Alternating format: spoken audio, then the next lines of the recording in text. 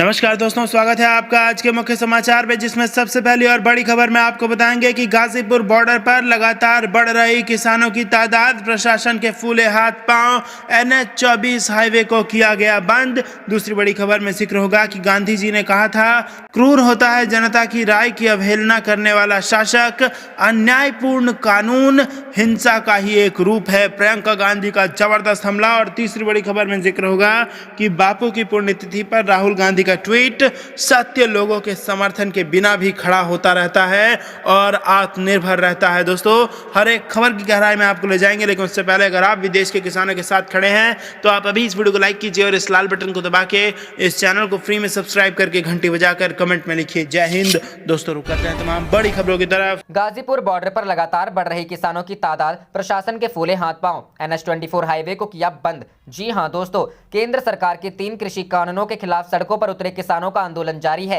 वहीं किसान नेता राकेश टिकैत के आह्वान के बाद से गाजीपुर बॉर्डर पर किसानों के जमा होने का सिलसिला जारी है। इस बीच खबर आई है कि दिल्ली बॉर्डर पर हो रहे किसानों के प्रदर्शन के चलते आज नेशनल हाईवे 24 को बंद कर दिया गया। दरअसल गाजीपुर बॉर्डर पर किसानों की संख्या लगातार बढ़ रही है। ऐसे में गाजियाबाद की ओर जाने वाली और गाजियाबाद से आने वाली सड़क को पूरी तरह बंद कर दिया गया है। दिल्ली ट्रैफिक पुलिस ने नेशनल हाईवे 24 बंद होने की जानकारी दी।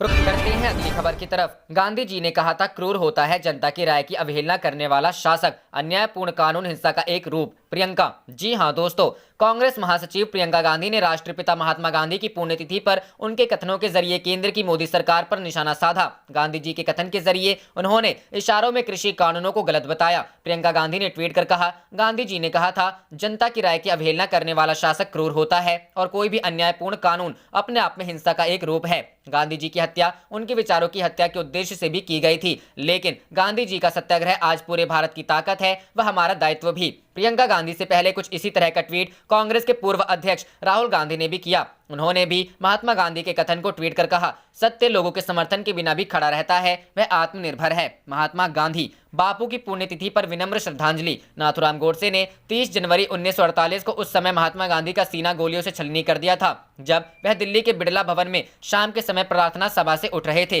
गोडसे ने अपनी सेमी ऑटोमेटिक पिस्टल से एक के बाद एक 3 गोलियां मारकर बापू की हत्या कर दी थी। उनकी हत्या के बाद गोडसे को फौरन गिरफ्तार कर लिया गया था। 15 नवंबर 1949 को नाथूराम गोडसे को फांसी की सजा सुनाई गई। शहीदी दिवस को राष्ट्रपिता महात्मा गांधी की पुण्यतिथि के रूप में भी मनाया जाता है। रुख करते हैं अगली खबर की तरफ। बापू की पुण्यतिथि पर राहुल गांधी का ट्वीट, सत्य लोगों के समर्थन के बिना भी खड़ा रहता है, वह आत्मनिर्भर है। जी हां दोस्तों, राष्ट्रपिता महात्मा गांधी की आज 73वीं पुण्यतिथि है। इस मौके पर पूरा देश उन्हें याद कर रहा है। बापू की पुण्यतिथि पर कांग्रेस के पूर्व अध्यक्ष राहुल गांधी ने उन्होंने याद करते हुए एक वीडियो ट्वीट किया है। राहुल गांधी ने वीडियो शेयर करते हुए बापू के कथन को लिखा, सत्य लोगों के समर्थन के बिना भी खड़ा रहता है, वह आत्मनिर्भर है। महात्मा गांधी। बापू की पुण्यतिथि पर विनम्र श्रद्धांजलि। राहुल गांधी ने जिस वीडियो को शेयर किया है उसमें उनके पिता और देश के पूर्व प्रधानमंत्री राजीव गांधी भी नजर आ रहे हैं। राहुल ने कुछ दिन पहले भी किसान आंदोलन को लेकर महात्मा गांधी के एक कथन का हवाला देते हुए ट्वीट किया था, विनम्र तरीके से आप दुनिया हिला सकते हैं, महात्मा गांधी। एक बार फिर मोदी सरकार से अपील है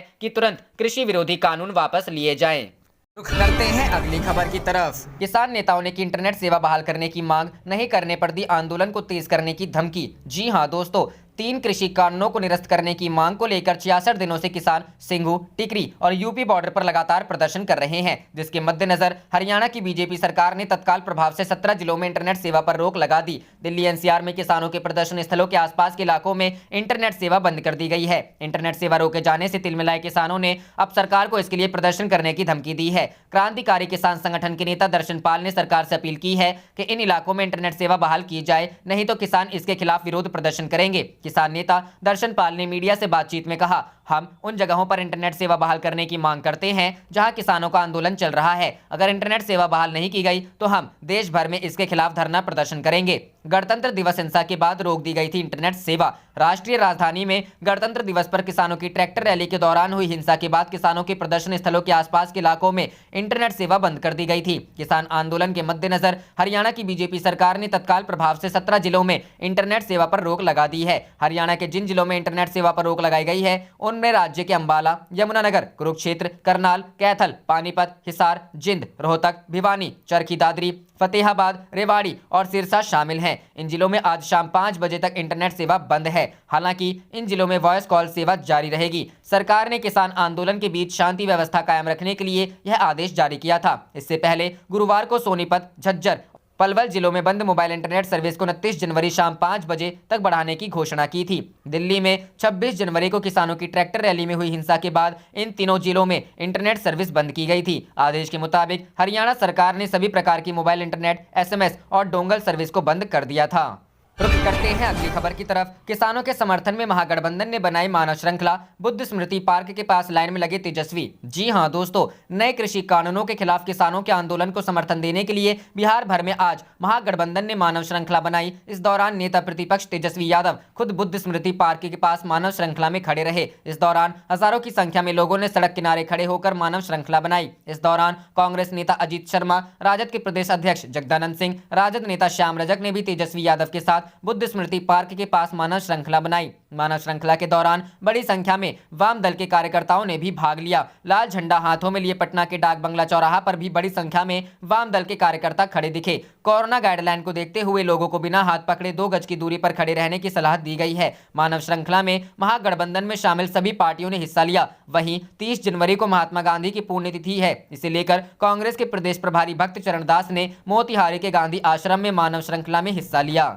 रुख करते हैं अगली खबर की तरफ। किसानों को बदनाम ना करें, वे अपने जीवन और भविष्य के लिए संघर्ष कर रहे हैं। अमरिंदर सिंह। जी हां दोस्तों, 26 जनवरी को लाल किले पर हुई हिंसा के बाद से 2 महीने से ज्यादा लंबे समय से दिल्ली में सिंघू बॉर्डर और टिकरी बॉर्डर सहित 15 जगहों पर धरना प्रदर्शन कर रहे किसानों को खालिस्तानी और नक्सलवादी तक नामों से बुलाया जाने लगा है। क्या ये लोग खालिस्तानी या फिर नक्सलवादी हैं? इस संबंध में नवोदय टाइम्स के साथ विशेष बातचीत में मुख्यमंत्री कैप्टन अमरिंदर सिंह ने कहा कि किसानों को बदनाम ना किया जाए, वे अपने जीवन और भविष्य के लिए संघर्ष कर रहे हैं, उनका भविष्य दांव पर लगा हुआ है। इसके साथ ही उन्होंने किसानों और केंद्र सरकार से वार्ता जारी रखने का भी आग्रह किया है। उनका कहना है कि वार्ता ही इस मामले का एकमात्र हल है। क्या आपको लगता है कि लाल किले की हिंसा, जिसकी आपने राष्ट्र के अपमान के रूप में भी निंदा की है, ने किसानों की छवि को धूमिल किया है और उनके आंदोलन को एक खेदजनक स्थिति में ला दिया है? इस पर मुख्यमंत्री ने कहा, हाँ, यह घटना हम सभी के लिए शर्मनाक है, हमारे राष्ट्र का अपमान है। स्वतंत्र भारत के प्रतीक को क्षतिग्रस्त और अशक्त किया जाना कोई ऐसी बात नहीं है जिस पर कोई भारतीय गर्व कर सकता हो। यह वास्तव में हमारे श्रद्धेय निशान साहिब का भी अपमान है, जो कुछ गुंडा तत्वों, वे किसान नहीं हो सकते थे,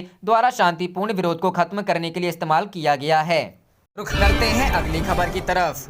दिल्ली बॉर्डर पर बड़ी फार्मर्स की भीड़, भारी संख्या में सुरक्षा बल तैनात। जी हां दोस्तों, भारतीय किसान यूनियन के समर्थक दिल्ली मेरठ एक्सप्रेसवे पर शुक्रवार को एक बार फिर से इकट्ठा होने लगे। इस वजह से भारी संख्या में भीड़ वहां जमा हो गई। हालांकि गाजियाबाद के प्रशासन ने यूपी गेट से प्रदर्शनकारियों को हटने का अल्टीमेटम दिया है। यहाँ सुरक्षा बल बड़ी संख्या में तैनात किए गए हैं। इसके अलावा दिल्ली हरियाणा बॉर्डर पर केंद्र सरकार के 3 कृषि कानूनों के खिलाफ लगातार 66वें दिन किसानों का प्रदर्शन जारी है। वहीं दिल्ली के सिंघू बॉर्डर पर भी किसानों का प्रदर्शन लगातार चल रहा है। बड़ी संख्या में किसान आंदोलनकारी यहां मौजूद हैं। प्रदर्शन को देखते हुए भारी संख्या में पुलिस के जवानों और सुरक्षा बलों को बॉर्डर पर तैनात किया गया है। बता दें कि भारतीय किसान यूनियन के आह्वान पर पश्चिमी उत्तर प्रदेश के जिले बागपत, बिजनौर, मेरठ, मुरादाबाद, मुजफ्फरनगर और बुलंदशहर से और ज्यादा किसान आंदोलन में शामिल होने के लिए यूपी गेट पर पहुंच गए हैं। गौरतलब है कि यूपी गेट पर गाजीपुर में एक वक्त टकराव के हालात बन गए थे, जब गुरुवार की शाम को प्रदर्शन स्थल पर बिजली की कटौती लगातार की गई। गाजीपुर में किसान नेता राकेश टिकैत के नेतृत्व में भारतीय किसान यूनियन के सदस्य बीते 28 नवंबर 2020 से धरना दे रहे हैं।